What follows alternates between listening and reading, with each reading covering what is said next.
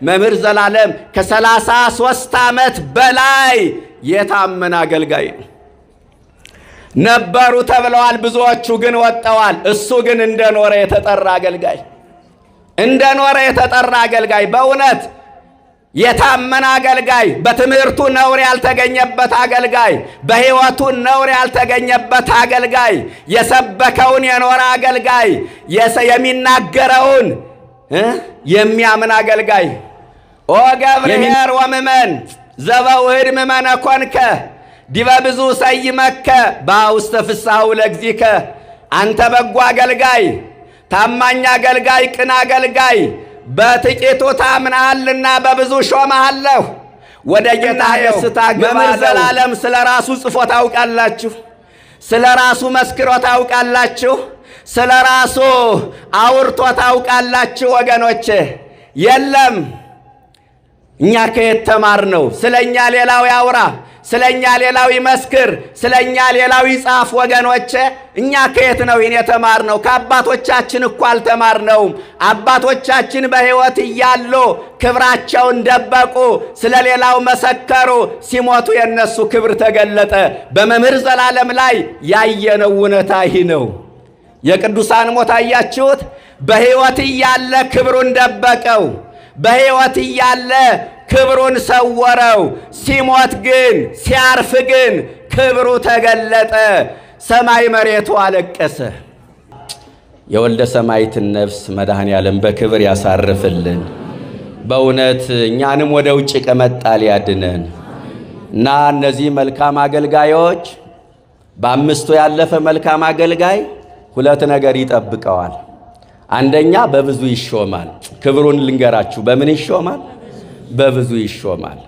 አያችሁ፣ በአምስቱ ያለፈ አገልጋይ በምን ይሾማል? በብዙ ይሾማል። በክብር ላይ ክብር ያገኛል፣ በጸጋ ላይ ጸጋ ያገኛል፣ በበረከት ላይ በረከት ያገኛል። ይህንን ነው መምህራችንም ያገኝ። አፋችን ሞልተን የምንመሰክረው በምድር ላይ የሰራውን ሥራ ስለምናውቅ ነው። ምእመናን፣ ሁለተኛ በዚህ በአምስቱ ያለፈ ወደ ጌታው ደስታ ይገባል። ወደ ምን ይገባል? ወደ ጌታው ደስታ። የጌታ ደስታ ማናት? መንግሥተ እግዚአብሔር። ዓይን ያላያት ጆሮ ያልሰማት በሰው ልብ ያልታሰበች እግዚአብሔር ለወዳጆቹ ያዘጋጃት፣ አግኝተን ማናጣት ገብተን ማንወጣባት፣ በዘር በቋንቋ ተቧድነን ግጭት ማንፈጥርባት መንግሥተ እግዚአብሔር ነች። መምህር ዘላለም መክሊቱን ሲያተርፍ የኖረው ወደ መንግሥቱ ለመግባት ነው። ያን ደስታ ላለማጣት ነው። እኛም ያንን ደስታ እንዳናጣ ሲሰብከን ኖረ። በሞቱም ሰበከን፣ በሕይወቱም ሰበከን። በሞቱ በአገልግሎት እኛ የምናውቀው አገልግሎቱን ነው። እኛ የምናውቀው አውደ ምሕረት ላይ ማስተማሩን ነው። ግን በሞቱ እኔ በግሌ ብዙዎቻችሁ ብዙ ነገር ተምረናል። ለካስ ይህም አድርጓል እንዴ? ለካስ ይህንም ሰርቷል እንዴ? ለካስ እንዲህ አይነትም መክሊት ነበረው እንዴ? እያልነ አልተገረምንም? በሚገባ ነው የተገረምነ። ከብዙ ዘመን በኋላ ሊቆጣጠረን ይመጣል።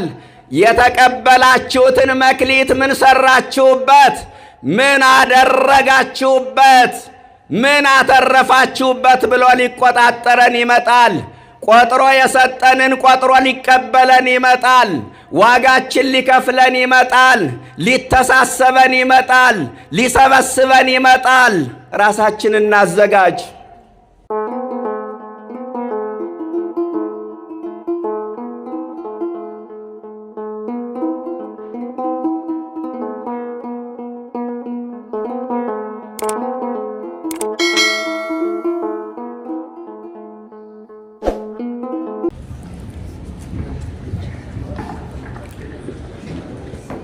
በስመ አብ ድምፃችሁ ይሰማ ኦርቶዶክሳውያን። በስመ አብ ወወልድ ወመንፈስ ቅዱስ አሃዱ አምላክ አሜን።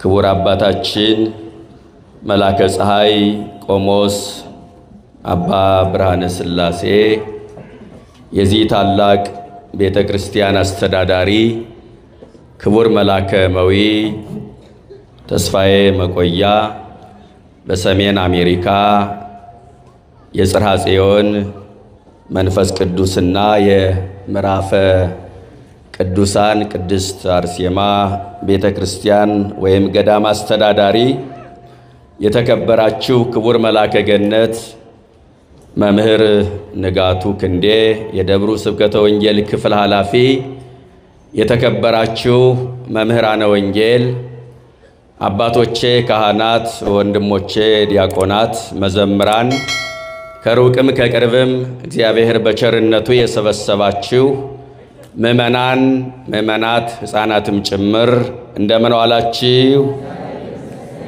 ለበረከት የጠራን እንድናመልከው የሰበሰበን የሰማዕቱ የቅዱስ ቂርቆስን የእናቱ የቅድስት ኢየሉጣን ወርሃዊ መታሰቢያ ቀን እንድናስብ እንድናከብር የረዳን የፈቀደልን የድንግል ማርያም ልጅ የዓለም መድኃኒት አካላዊ ቃል ኢየሱስ ክርስቶስ ስሙ የከበረና የተመሰገነ ይሁን።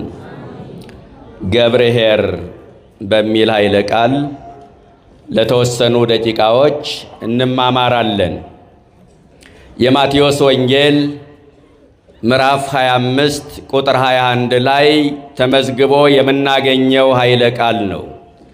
ቸር አገልጋይ፣ ቅን አገልጋይ፣ በጎ አገልጋይ የሚል ፍቺ ይሰጠናል። ይህንን ኃይለ ቃል የመረጥኩበት በሁለት ምክንያት ነው። አንደኛ፣ ስድስተኛውን ሳምንት ቤተ ክርስቲያን ገብርኄር ብላ ሰይመዋለች። በተቀበሉት መክሊት ትርፋማ የሆኑ በአገልግሎታቸው የታመኑ እንደሚመሰገኑ፣ በተቀበሉት መክሊት ደግሞ ማትረፍ ያልቻሉ በአገልግሎታቸው መታመን ያቃታቸው እንደሚወቀሱ፣ ከመወቀስም አልፎ እንደሚቀጡ የሚዘከርበት ሳምንት በመሆኑ ኃይለ ቃሉን አንስቼዋለሁ። ሁለተኛው ቸር አገልጋይ፣ ቅን አገልጋይ፣ ታማኝ አገልጋይ የሆነው የወንድማችን የመምህራችን የወልደ ሰማዕት የመምህር ዘላለም መታሰቢያ ቀኑ በመሆኑ ሁለቱን ይገልጣል ብዬ ስላሰብኩ ኃይለ ቃሉን አንስቼዋለሁ። እግዚአብሔር ከሁላችን ጋር ይሁን። ዋናው ምስክርነት ቀደም ሲል እንደተነገረው በጣም ደከመኝ ሰለቸኝ ሳይሉ ከዛም ከመጡበት ጊዜ ጀምሮ ስለ እርሱ ተናግረው የማይጠግቡት መላከመዊ ካላቸው ቁርኝነት ከጠበቀው ግንኙነት አንጻር የሚገባውን ምስክርነት ኋላ እናያለን። ከኔም ጋር አንዳንድ ሐሳቦችን በወንጌሉ እያነሳን እንነጋገራለን። ጥቂት ደቂቃ ቆይታ እናደርጋለን። የማቴዎስ ወንጌል ምዕራፍ 25 ከቁጥር 14 ጀምሮ ታሪኩ ተመዝግቧል። ቀደም ሲልም ሲነበብ ሰምታችሁታል። ይህ ክፍለ ምዕራፍ ሁሉን የሚመለከት ክፍለ ምዕራፍ ነው። የማይዳስሰው አካል የለም። ከላይ እስከ ታች፣ ከሊቅ እስከ ደቂቅ፣ ከካህን እስከ ምእመን፣ አልፎ ተርፎ ሊቃነ ጳጳሳትን ሳይቀር የሚመለከት ትምህርት ነው። በምሳሌ የተሰጠ ትምህርት ነው። የክርስቶስ ትምህርቶች ምሳሌ ይበዛባቸዋል። በምሳሌ ያስተማረበት ጊዜ አለ፣ ያለ ምሳሌ ያስተማረበት ጊዜ አለ። በምሳሌ ካስተማራቸው ትምህርቶች መካከል አንዱ የክፍለ ምዕራፍ ነው። እንዲህ ይላል ምሳሌዎች ሲጀምር፣ ወደ ሩቅ ሀገር የሚሄድ ሰው ባሮቹን ጠርቶ ገንዘብ እንደሰጣቸው እንዲሁ ይሆናል። ቦ ለዘወሃቦ 5 መክሊተ ወቦ ለዘወሃቦ 2 መክሊተ ወቦ ለዘወሃቦ 1 መክሊተ ወለለ አሐዱ እምኔሆሙ በአምጣነ ይክሉ ወሃቦሙ ወነገደ በጊዜሃ። ለአንዱ 5 መክሊት፣ ለአንዱ 2 መክሊት፣ ለአንዱ 1 መክሊት ሰጠና ወዲያውኑ ወደ ሩቅ ሀገር ሄደ ይላል። በዚህ ትምህርት ሁላችንንም ራሳችን እንድናየው ምእመናን ከሚመሰገኑት ወገን ነኝ ወይስ ደግሞ ከሚወቀሱት ወገን ነኝ? ካተረፉት ወገን ነኝ ወይስ ደግሞ ካባከኑት ወገን ነኝ? ከሰነፎች ወገን ነኝ ወይስ ከትጉሆች ወገን ነኝ? ከመልካሞች ወገን ነኝ ወይስ ከክፉዎች ወገን ነኝ? ራሳችንን እንየው እና ለአንዱ 5 መክሊት፣ ለአንዱ 2 መክሊት፣ ለአንዱ 1 መክሊት ሰጠና ወደ ሩቅ ሀገር ሄደ ይላል። በዚህ ክፍለ ምዕራፍ 3 አካላት ይገኛሉ። ምእመናን መክሊት የሰጠ አካል አለ፣ መክሊት የተቀበለው አካላት አሉ፣ መክሊት አለ። በሌላ አነጋገር ሰጪ አለ፣ ስጦታ አለ፣ ስጦታ ተቀባይ አካላት አሉ ማለት ነው። መክሊቱ በዛን ዘመን የነበረ የመገባበያ ገንዘብ ነው።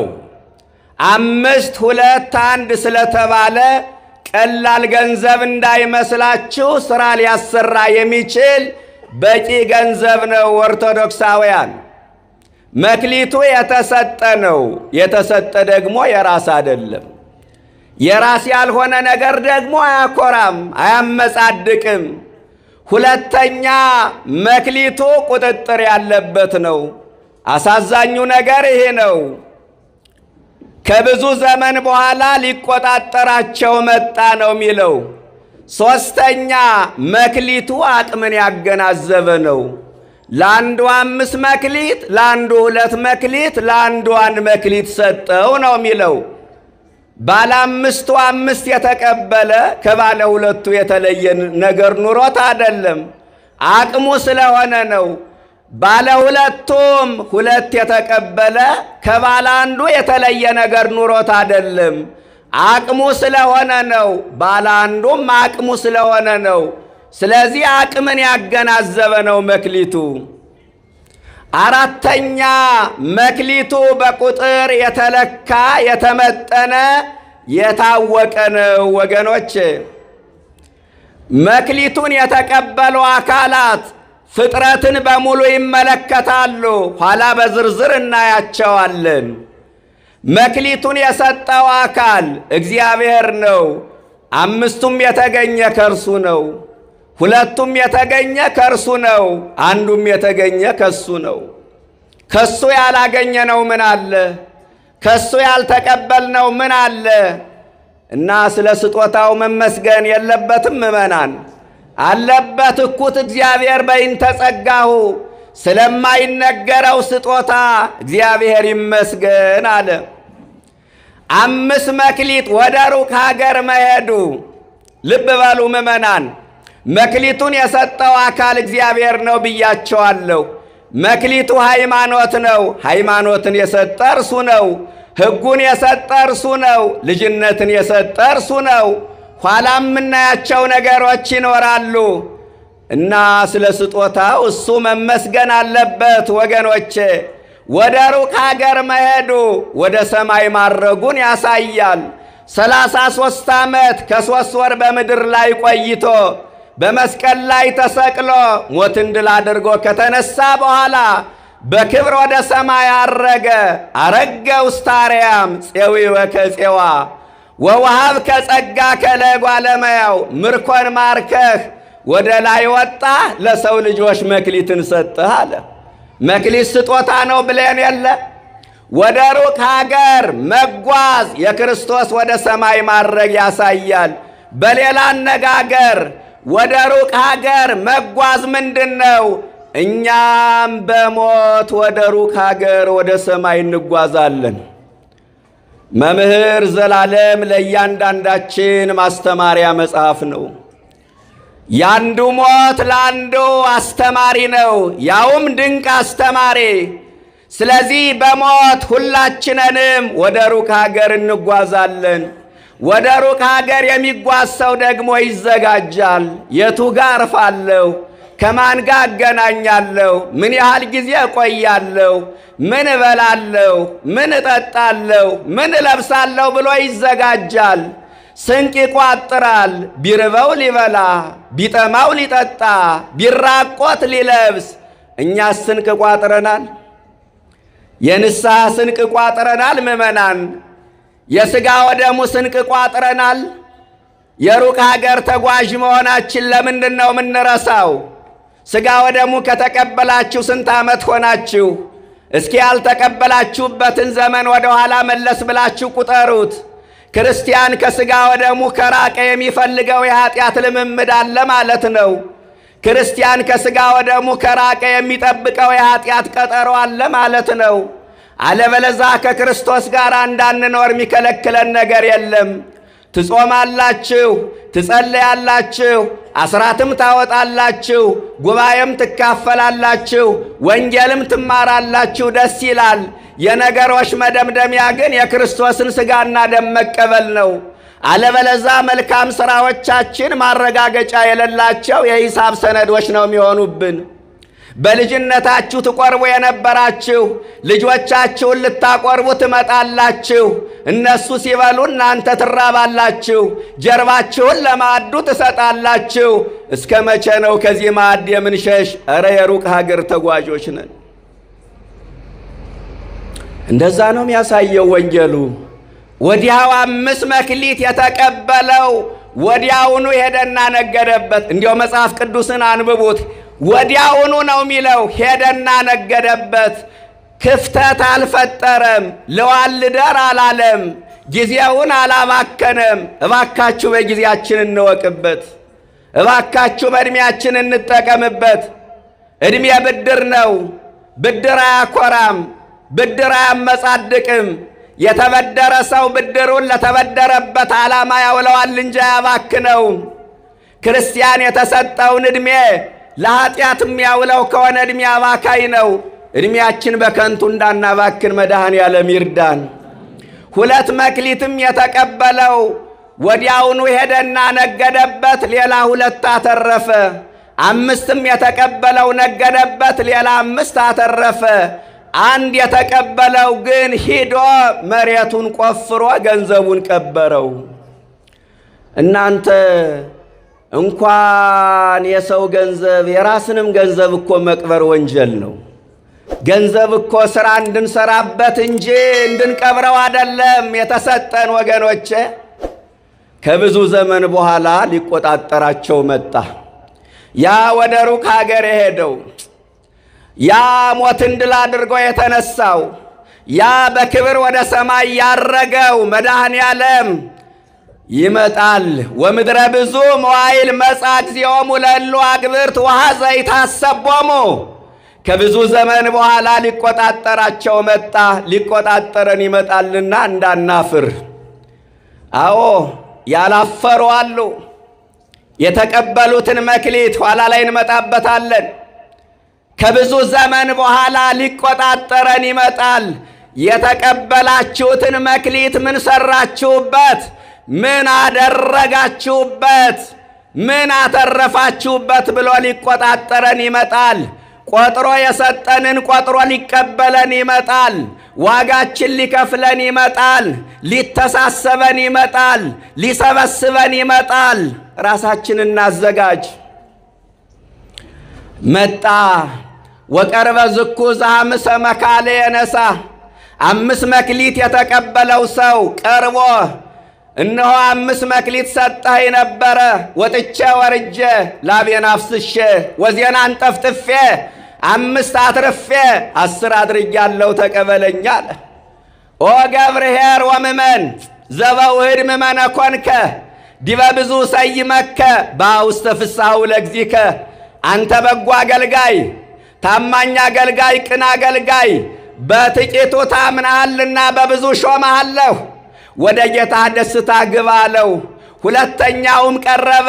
2 ሰጠኸኝ ነበረ፣ ወጥቼ ወርጄ 2 አተረፍኩ፣ እነሆ 4 አለው። አንተ በጎ አገልጋይ፣ በጥቂቱ ታምነሃል፣ በብዙ ሾመሃለሁ፣ ወደ ጌታ ደስታ ግባ አለው። 1 የተቀበለው አገልጋይ ቀረበ። አንተ ካልዘራህበት የምታጭድ ካልበተንክበት የምትሰበስብ ጨካኝ መሆንህን አውቄ አለ። አቤት ሲሰቀጥጥ ቃሉ! ጨካኝ መሆንህን አውቄ መሬቱን ቆፍሬ ገንዘብህን ቀበርኩት፣ እንካ ገንዘብህን አለ። አልሰራሁበትም አላተረፍኩበትም ይቅር በለኝ ማለት ያባት ነበረ።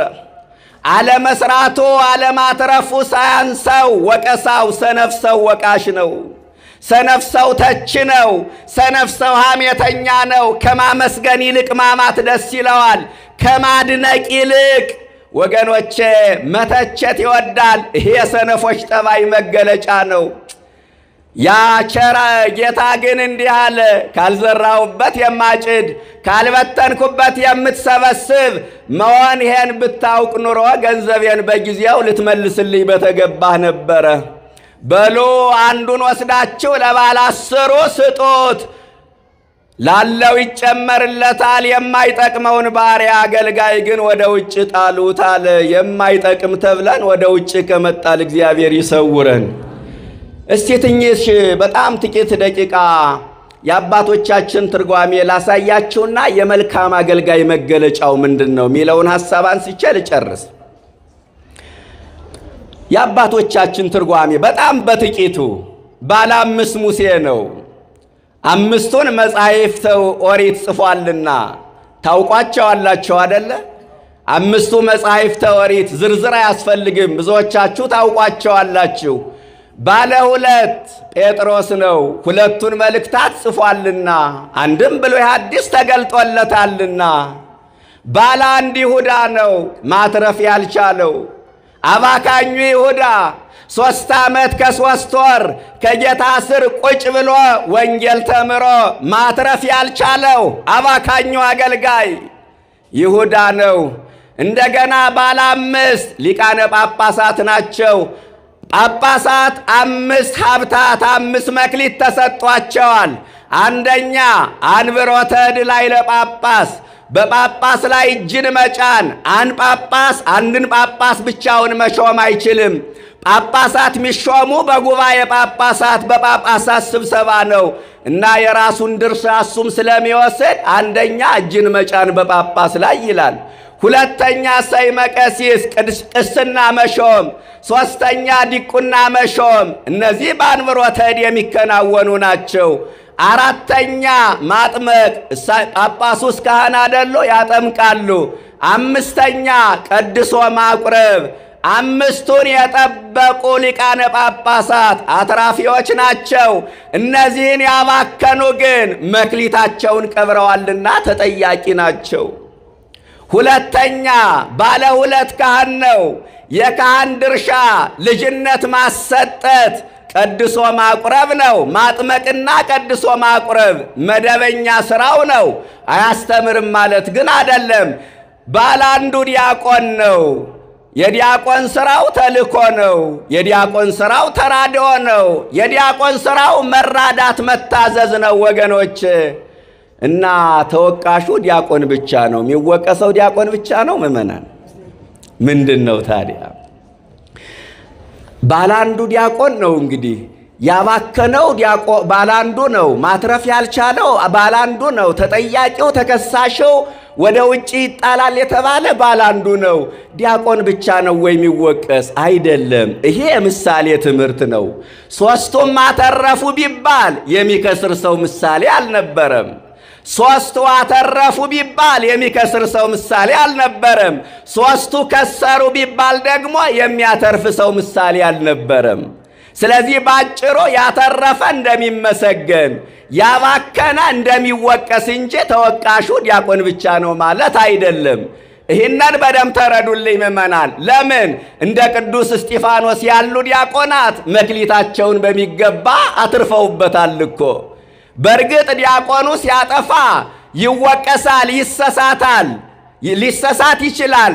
ሲሰሳት ይወቀሳል፣ ይጠየቃል። ደግሞም ብዙ ዲቁና ባክኗል። እውነት ለመናገር በልጅነታቸው አንዳንዶቹ ዲቁናውን ይቀበሉና ከዚህ ዓለም ስትስባቸው የሥጋ ፍላጎት ሲበረታ ዕድሜያቸው ጠና ሲል ዲቁናውን ይተውታል። ይህ አይደለም አባክን ማለት? ብዙ ዲቁና ባክኗል እኮ። ግን ዲያቆኑ ብቻ ነው ወይ የሚወቀስ? ካህንስ ሁኖ የሚወቀስ የለም ወይ? አለ እንጂ። ጳጳስስ ሁኖ የሚወቀስ የለም ወይ? አለ እንጂ። ምን ጥያቄ አለው? ዋናው ነጥብ ምንድን ነው? አንድ ተቀብሎ ባለማትረፉ ተወቃሽ ከሆነ ነው ነጥቡ። ልብ በሉ። አንድ ተቀብሎ ባለማትረፉ ተወቃሽ ከሆነ ሁለት የተቀበለውማ ካላተረፈ እንዴት አይወቀስ ነው። በአንድ የጀመረው ለዚህ ነው።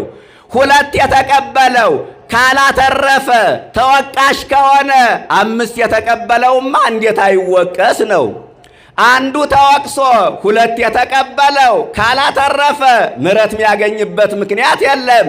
ሁለት የተቀበለው ባለማትረፉ ከተወቀሰ አምስት የተቀበለው ጳጳስ ምሕረት የሚያገኝበት ምክንያት የለም። ከአንድ የጀመረው አንድ የተቀበለው ባለማትረፉ ከተወቀሰ ሁለትና አምስት የተቀበለውማ እንዴት አይወቀስ ነው። ነጥቡ ይሄ ነው። አሁን አንድ ጥያቄ አለ በውስጣችሁ።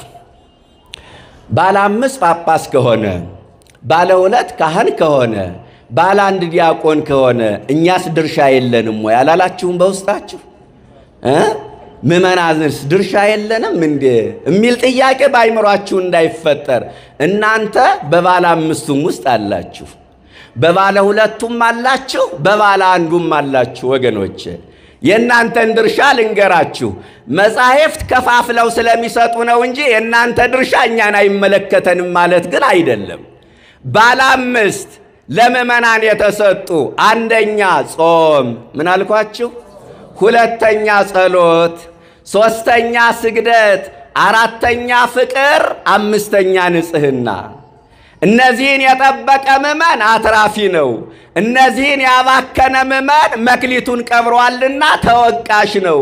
መጠበቅ ማለት ምን ማለት ነው? በስነ ስርዓት መጾም፣ በስነ ስርዓት መጸለይ፣ በስነ ስርዓት መስገድ፣ በፍቅር መኖር፣ ንጽሕናን ገንዘብ ማድረግ። ይህ ነው መክሊትን ማትረፍ ማለት ወገኖች። ግን ዛሬ ከሚጾመው ሰው የማይጾመው አይበልጥም ወይ? መክሊቱን እያባከነ ነው። ሁለተኛ ጸሎት ነው ብለናል። ከሚጸልየው የማይጸልየው ሰው ቁጥሩ ይበልጣል። መክሊቱን እየቀበረ ነው። በተለይ ማህበራዊ ሚዲያ ከመጣ ጀምሮ ወገኖቼ የጸሎት መዓዛ ከኛ ጠፍቷል። ከጸሎት ርቀናል ወገኖቼ። ሌሊት ከሞባይላችን ጋር ተፋጠን እናድራለን። ሳንጸልይ ተመስገን ሳንል በዚያው እንቅልፍ ይወስደናል። ጧት ከእንቅልፋችን እንደነቃን ሞባይላችን አናምነውም። አምላካችን ማግኘት አንፈልግም። ከሞባይላችን ጋር እናረፍዳለን። ከዛ ወደ ምንፈልገው ቦታ እንሄዳለን። ማታም አልጸለይንም፣ ጧትም አልጸለይንም። ማታም የጸሎት መጽሐፍ አልተዘረጋ፣ ጧትም አልተዘረጋ። ወገኖቼ ማባከን ማለት ይህ አይደለም። ይህ እኮ ነው ማባከን ማለት። እንድንጸልይ ታዝዘን ስናንኮራፋ ምናደርግ ከሆነ ሌሊቱን፣ ይህ ነው መክሊትን መቅበር ወገኖቼ። የጸሎት መዓዛ ጠፍቷል። መዓዛውን ያድለን መድኃኔዓለም። ሦስተኛው ስግደት ነው። ስግደቱ ትዝ የሚለን ብዙ ጊዜ ሕማማቱ ሲመጣ ነው ወገኖቼ። በቀን እኮ 36 ስግደት እንድንሰግድ ታዝዘን ነበረ። ከባለ 50ና ከሌሎች ባላት ውጭ 12 አቡነ ዘበሰማያት 36 ስግደት በየቀኑ እንድንሰግድ ታዝዘን ነበር። ግን አባከን ነው። አራተኛ በፍቅር መኖር። ያለ ማብራሪያ ነው ምነግራችሁ። በፍቅር ከሚኖረው ይልቅ ጥላቻን ያረገዘው፣ ለበቀል የሚሮጠው፣ ወንድም ወንድሙን ለመግደል ቀን የሚጠብቀው ትውልድ ብዙ ነው። አምስተኛ ንጽሕና ነው። ከንጽሕና ይልቅ ርኩሰትን የሚናፍቅ በነውር የተዘፈቀ ብዙ ሰው የለም ወይ? መክሊታችን ቀብረነዋል፣ አባክነነዋል። እባካችሁ አምስቱን መክሊቶችን ጠብቅ። አንድ ልጨምራችሁ ለእናንተ። አንደኛ ሃይማኖት ነው። ባለ 5 መክሊት ለምእመናን የተሰጡ እኛን አይመለከትንም ማለት አይደለም ብያቸዋለሁ። ከፋፍሎ መጽሐፉ ስለሰጠን ነው። ለጳጳስ አለ፣ ለዲያቆን አለ፣ ለካህን አለ፣ ለእናንተ አለ። መከፋፈል ልማዳቸው ስለሆነ ነው ብያቸዋለሁ። አንደኛ ምን አልኳችሁ? ሃይማኖት። ሁለተኛው ፍስሐ ደስታ፣ መንፈሳዊ ደስታ አላችሁ። ከመንፈስ ፍሬዎች አንዱ ደስታ ነው። ምን አይነት ደስታ ነው የሚሰማችሁ ምእመናን? ስጋዊ ነው መንፈሳዊ? ጊዜያዊ ነው ዘላለማዊ? ምድራዊ ነው ሰማያዊ? የዕጣኑን ማዛ ስታሸቱ፣ ቅዳሴውን ስትሰሙ፣ ጉባኤ ስትካፈሉ፣ ማህሌቱን ስትሰሙ ደስ ካላችሁ ይህ ፍሬ በውስጣችሁ አለ። አሁን በዘረዘርኩት ማትደሰቱ ከሆነ ይህ የመንፈስ ፍሬ ደስታ የሚባለው በውስጣችሁ የለምና ንስሐ ግቡ። ይህንን መክሊት ያባከነው ብዙ ነው። ሦስተኛው ትዕግስት ነው ለምእመናን የተሰጠ። ይህንን መክሊት ያባከነ ብዙ ነው። ብዙ አይነት ትዕግስት አለ። አንደኛው ትዕግስት እግዚአብሔር ያለው አይቀርም ብሎ መረጋጋት ነው። ቢዘገይም አይቀርምና ምን በለው ታገሰው። ወገኖቼ ታገሰው። ሁለተኛው ትዕግስት የሚገጥመንን መከራ ታግሶ መኖር ነው። ሦስተኛው ትዕግስት መቻል የሚባለው ትዕግስት ነው። አሁን ትዳር የሚፈታው፣ ጎጆ የሚፈርሰው፣ አብሮ የኖረው ሕዝብ የሚባላው፣ ቤተሰብ የሚበተነው፣ የሀገር አንድነት የሚናጋው ይህ ትዕግስት ጠፍቶ አይደለ እንዴ? ስንቱ ሰው መክሊቱን አባክኗል። አራተኛ ምሕረት ማድረግ። ስትበድሉ ይቅርታ ትላላችሁ፣ ስትበደሉ ይቅርታ ታደርጋላችሁ። የይቅርታ ጸጋውን የቀበረ የለም ወገኖች። አንዳንዶቻችን ታርቀን እንኳን ቂመኛ ታራቂዎች ነን። ሰማይና ምድርን በፈጠረ በእግዚአብሔር ታረቅ ሲባል መስቀል ገፍቶ ሽማግሌ ረግጦ የሚወጣ ስንት ሰው አለ መሰላችሁ? ብሞትም አልታረቅም የሚል ሰው አለ። ይህንን መክሊት የቀበረ አራተኛው አንደኛ ሃይማኖት፣ ሁለተኛ ደስታ፣ ሦስተኛ ምን አልኳችሁ? ትዕግስት፣ አራተኛ ምሕረት ማድረግ፣ አምስተኛ ተስፋ። ተስፋ አላችሁ? በተስፋ ትኖራላችሁ። ትምጻ መንግሥትከ እንላለን፣ መንግሥት ትምጣ እንላለን። ያችን የሰማዩን ተስፋ እንጠብቃለን። ከልብ የሆነ ተስፋ አላችሁ ወገኖች? ብዙዎቻችን በተስፋ መቁረጥ ውስጥ አደለ ያለነው ወይ? እንደዚያ እኮ ነን። ተስፋ መቁረጥ የኃጢአት ቁንጮ ነው። ተስፋ አትቁረጡ። ወምኩሉ ያቺ ቀቢጸ ተስፋ፣ ከሁሉም ተስፋ መቁረጥ የከፋ ነው። የሰው ኃይሉ ያለው በጉልበት ውስጥ አይደለም፣ በተስፋ ውስጥ ነው። ተስፋ የሌለው ሰው ጉልበት እንኳን ቢኖረው መራመድ አይችልም። ጉልበት አልቆ ግን በተስፋ መራመድ ይቻላል። ብዙ ጊዜ በራሳችን ላይ ተስፋ ቆርጠናል፣ በሰዎች ላይ ተስፋ ቆርጠናል። የተሻለ ሰው አላገኝም ብለን በእኛ በራሳችን ተስፋ ቆርጠናል፣ ዋጋ የለኝም ብለን በሁኔታዎች ላይ ተስፋ ቆርጠናል። የማያልቅ አበሳ ባለባት ሀገራችን ተስፋ ቆርጠን ይሆናል። በፖለቲከኞቹ በሃይማኖት መሪዎች ተስፋ ቆርጠን ይሆናል። ግን ተስፋ አትቁረጡ። እግዚአብሔርን ያህል አባት፣ ድንግል ማርያምን ያህል እናት፣ ጻድቃን ሰማዕታትን ያህል አጎት አክስት እነ ቅዱስ ቂርቆስን ይዘን መላእክትን ወንድም አድርገን መስቀሉን ጋሻ ጸበሉን መዳኛ አድርገን የምንኖር ሰዎች ለምንድን ነው ተስፋ ምን ቆርጠው? በተስፋ ኑሩ። ተስፋኒ ትሬስዮ ለዘያሃሎ ከመዛሃሎ። ተስፋ የሌለውን እንዳለ የራቀውን እንደቀረበ አድርጎ የሚያሳይ መስታወት ነው። በተስፋ ኑሮ። ያለ ተስፋ መኖር፣ ያለ ተስፋ መደሰት፣ ያለ ተስፋ ነገን ማየት አይቻልም። የመልካም አገልጋይ መገለጫው ምንድን ነው? ጥቂት ነገር 5 ደቂቃ ታገሱ። ቸር አገልጋይ አይደለ ርዕሳችን ምእመናን? መልካም አገልጋይ አንደኛ መክሊቱን የተቀበለ ነው። ምኑን የተቀበለ? መክሊቱን የተቀበለ። መክሊት መቀበል እኮ በራሱ መታደል ነው ምእመናን፣ መታደል እኮ ነው በራሱ። በነገራችን ላይ መክሊት ያልተቀበለ የለም ከኛ መካከል። ቅዱስ ጳውሎስ ምን ይላል? በኤፌሶን መልእክቱ ምዕራፍ 4 ቁጥር 7 ላይ እንደ ክርስቶስ ስጦታ መጠን ለእያንዳንዳችን ጸጋው ተሰጥቶናል ይላል። ጸጋችን ፈልጎ ማግኘት አለማግኘት፣ በጸጋችን መጠቀም አለመጠቀም፣ ጸጋችን ማየት አለማየት ካልሆነ በቀር መክሊት ያልተሰጠው ሰው የለም። በስጋዊ ካየነው ሀብት መክሊት ነው።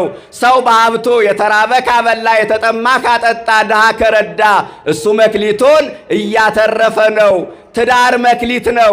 ልጆች ስጦታ ናቸው፣ የእግዚአብሔር ስጦታዎች ተብሏል። ሃይማኖት ስጦታ ነው። ክህነት ስጦታ ነው። ልጅነት ስጦታ ነው። ዕድሜ ስጦታ ነው። ዕውቀት ስጦታ ነው። በእውቀቱ ትውልድ የሚያንስ ካለ እሱ መክሊቱን እያባዛ ነው ወገኖቼ። መክሊቱን እያባዛ ነው።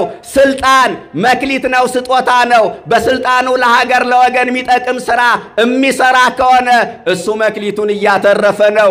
መጀመሪያ መቀበል ነው። መቀበል በራሱ መታደል ነው። ሁለተኛ መክሊቱን ያተረፈ መልካም አገልጋይ። ምን አልኳችሁ? የመልካም አገልጋይ መገለጫ መክሊቱን ያተረፈ። ባላንዱም ተቀብሏል እኮ እናንተ ግን ባለማትረፉ ወደ ውጭ ተጣለ። መምህር ዘላለም መክሊቱን ተቀብሎ ያተረፈ መምህራችን ነው።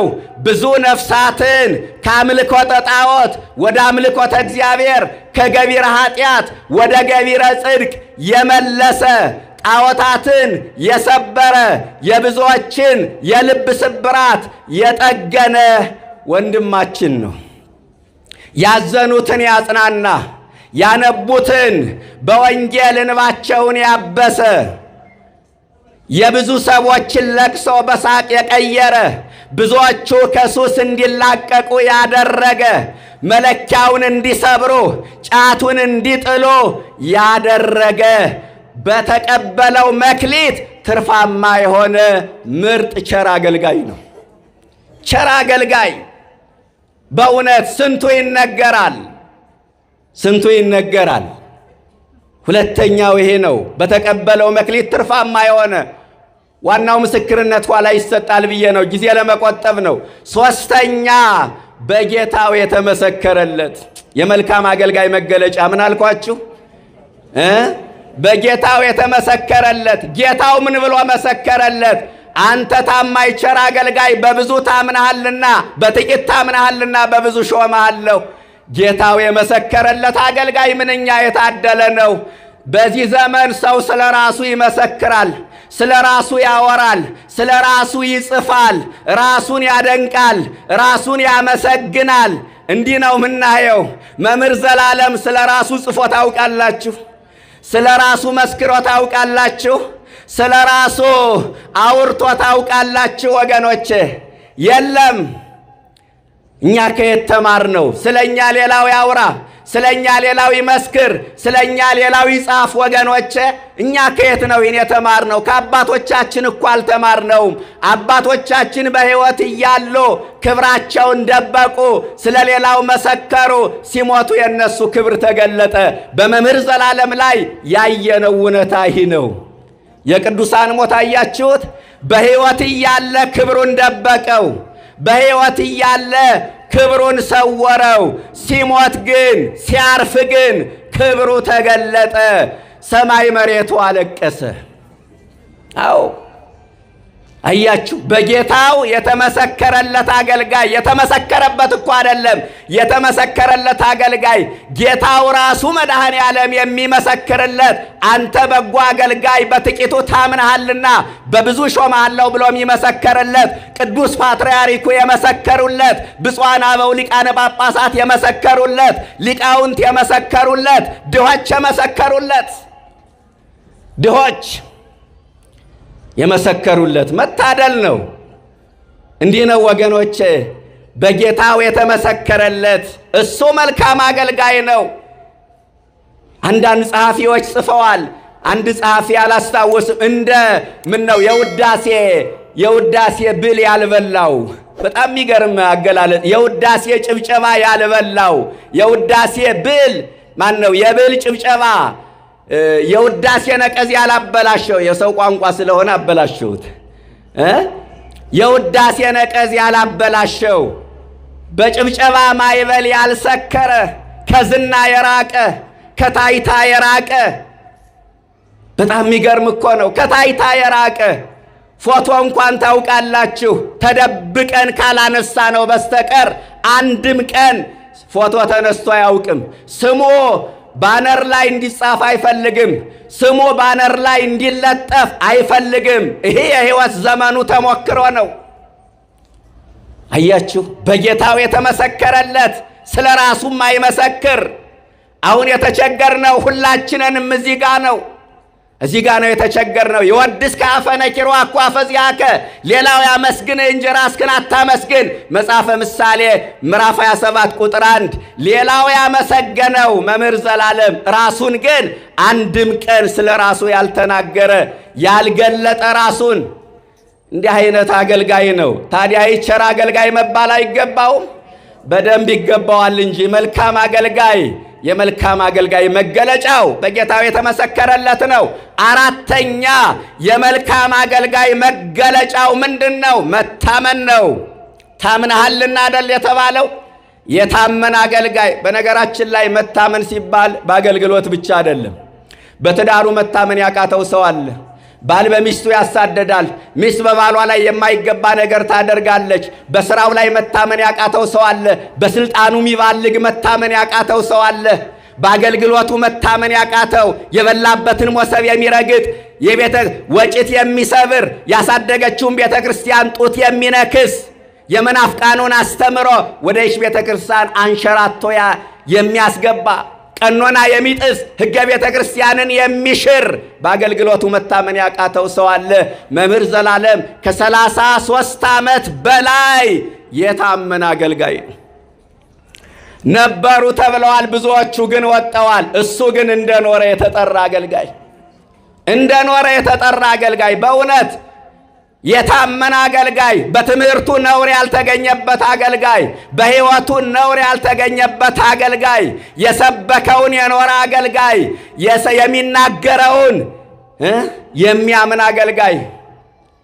የሚናገረውን የሚያምን አገልጋይ ከ30 ዓመት በላይ እኛ 30 ቀን ጠባያችን ይለዋወጣል። እንኳን ይህን ያህል ዓመት ወጥ እንደሆነ ሳይዝረከረክ ክብሩን ጠብቆ የተጠራ አገልጋይ፣ በዘራው ዘር ላይ እንክርዳድ ያልተገኘበት አገልጋይ። ይህ አይደለበት መታመን ማለት እኮ ይሄ ነው። በጣም ይገርማል። ይህን ያህል ዓመት ታምኖ መኖር ይደንቃል። እዚህም ተገኘ ሳይባል እዛም ወገን ተሰለፈ ሳይባል ከተቃዋሚዎች ጎራ ሳይሰለፍ ከደጋፊዎች ጎራ ሳይሰለፍ ወንጌልን ብቻ ዓላማ አድርጎ የተሰለፈ ያመነበትን ነገር ብቻ አውደ ምሕረት ላይ እየተናገረ የኖረ አገልጋይ። መታመን ይሄ ነው። መታመን ስንቶቹ መታመን አቃታቸው። ገብተው ነበረ ወጡ። ሳይዝረከረክ የኖረ ደግመዋለሁ፣ በእውነት ክብሩን ጠብቆ የኖረ አንድ በማህበራዊ ሚዲያ ላይ ያየው ጽሑፍ አለ። መቼም የሰውን ሐሳብ የራስ ሐሳብ አድርጎ መናገር ነውር ስለሆነ እንደ ሰባኪ እያገለገለ እንደ ጳጳስ ተከብሮ የኖረ በደንብ ይገልጠው ሐሳብ እንደ ጳጳስ ተከብሮ የኖረ ባለ ግርማ ሞገስ ዘላለም መምህር ዘላለም እንደ ጳጳስ ነው የሚፈራው። እንፈራዋለን። ፍርሃታችን የፍቅር ፍርሃት ነው፣ የአክብሮት ፍርሃት ነው። ለምን? ክብሩን ጠብቆ ስለኖረ እንደ ጳጳስ ተከብሮ የኖረ። ጨርሻለሁ። ሌላው የመልካም አገልጋይ መገለጫ ያው ከወንጌሉ ጋር ሕይወቱን እያየ ነው እንሂድ ብዬ ነው። ሌላው የመልካም አገልጋይ መገለጫ በጥቂቱ መታመን ነው። በጥቂቱ ቅድም መታመን ብያቸዋለሁ። እቺ ጥቂት የምትለው ቃል ምን መሰላችሁ? አመስጋኝ መሆን ማለት ነው። በጥቂቱ ምን ማለት? ማመስገን። በትንሹ መርካት፣ ኑሮዬ ይበቃኛል ማለት። መምህር ዘላለም ኑሮዬ ይበቃኛል ብሎ የኖረ ሰው ነው። ተንደላቆ መኖር ይችላል። እንደ ሌሎቹ ባለሀብት ከሚባሉት ተርታ መሰለፍ የሚችል አገልጋይ ነበረ። ግን የዚህን ዓለም ጥሪት የተጸየፈ በነፃ የተቀበለውን ወንጌል በነፃ የሰጠ አገልጋይ ነው። ራሱን የገዛ በማስተዋል የሚራመድ። አዎ ኋላ መላከማዊ በደንብ ይገልጡታል። እኔ የሚያገኝም የሚሰጠውም አይመስለኝም። ውጭ ሀገር ሲሄድ አይፈልግም። ቢቀበልህም እኔ እንጃ። ይኸው ድሆችን ነው ሲረዳበት የኖረው። ምሳ ሲያበላበት ነው የኖረው። ገዳማትን እየረዳ አብያተ ክርስቲያናትን እያነጸ የአብነት ትምህርት ቤቶችን እየረዳ መድኃኒት መግዣ ላጡ ሰዎች መድኃኒት እየገዛ ዘመኑን በሙሉ ይህ ምንድነው? መንኖ ጥሪት ታውቃላችሁ? እንደ ቅዱሳን የዚህን ዓለም ጥሪት መናቅ፣ መጸየፍ፣ ራሱን የገዛ ፍላጎቱን ያሸነፈ ፍቅረ ነዋይን ያንበረከከ የተጸየፈ ኑሮዬ ይበቃኛል ብሎ በጥቂቱ ረክቶ የሚኖር አገልጋይ ነው።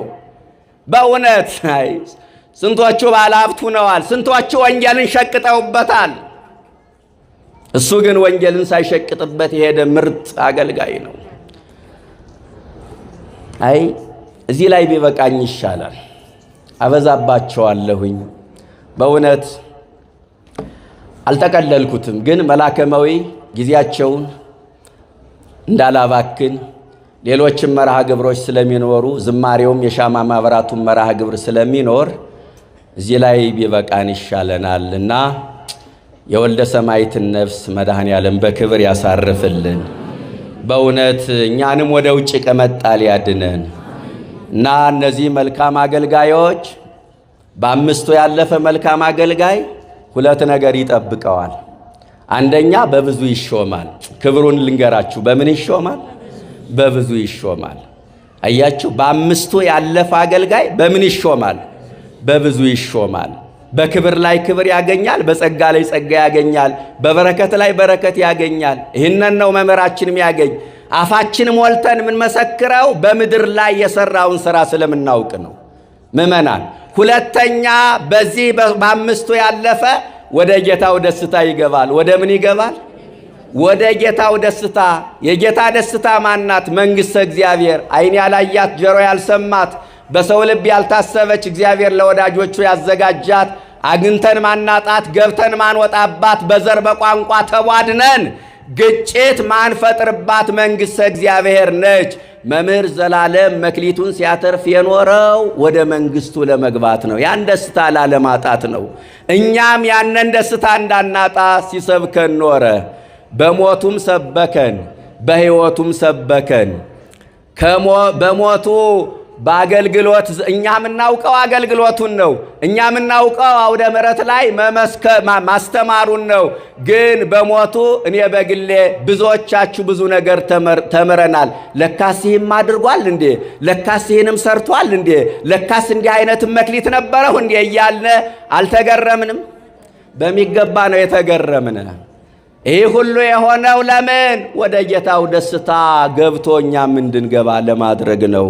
እና ያ ሰነፉ አገልጋይ ግን ገልብጦ ማየት ነው። ባጭሩ ያልታመነ ነው። በጌታው የተመሰከረለት ሳይሆን የተመሰከረበት ነው። በጥቂቱ ያልታመነ ነው። መክሊቱን ተቀብሎ ማትረፍ ያልቻለ ነው። ወደ ውጭ ይጣላል። በእውነት ይህ ሲጠቀለል ሃይማኖትና ምግባር ነው። ጊዜ ስለማይበቃን ነው። ባለ ሁለት ሃይማኖትና ምግባር ነው። ባለ አንድ ሃይማኖት ብቻ ነው። በሃይማኖት ላይ በጎ ሥራ ሰርተን ወደ ጌታ ደስታ እንድንገባ መድኃኔ ዓለም ይርዳን። ምግባር አልባ ሁነን ወደ ውጭ ከመጣል ይሰውረን። መስፈርቱን አሟልተን መልካም አገልጋይ ገብርኄር ለመባል ያብቃን።